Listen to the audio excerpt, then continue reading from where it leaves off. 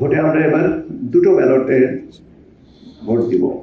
একটা হচ্ছে আগামী 5 বছরের জন্য সরকার নির্ধারণ, আর একটা হচ্ছে আগামী শতাব্দীর জন্য বাংলাদেশের রাজনৈতিক, অর্থনৈতিক, সামাজিক কাঠামোর রূপরেখা নির্ধারণ। দুটোই অত্যন্ত গুরুত্বপূর্ণ, একটা আর একটা সম্পূরক।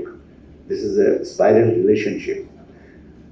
এই দুটো ভোটকে একসাথে পরিচালনা করা, ব্যবস্থাপনাটা করা প্রচন্ড রকমের একটা চ্যালেঞ্জ। আমরা গ্র্যাজুয়ালি এটাকে নিয়ে আসতে পেরেছি এবং আজকে আমি আপনাদের কাছে জানিয়ে দিতে পারি যে আমাদের এ পর্যন্ত যতগুলো আসনের ভোট হওয়ার কথা 299টা, একটা আসনে আমাদের একজন প্রার্থী ইন্তেকাল করার কারণে ওটাকে স্থগিত, ওটা বাতিল করা হচ্ছে, এটা পরবর্তীতে হবে। 299টা আসনের সব ব্যালট পেপার চলে গেছে, সব নির্বাচন উপকরণ চলে গেছে। ব্যালট পেপার রিটার্নিং অফিসারের কার্যালয় থেকে পর্যায়ক্রমিকভাবে আপনার অ্যাসিস্ট্যান্ট রিটার্নিং অফিসার এবং প্রিজাইডিং অফিসারদের কাছ থেকে চলে যাচ্ছে। তার মানে ভোট গ্রহণের যে প্রস্তুতি সেটা সম্পন্ন হয়েছে।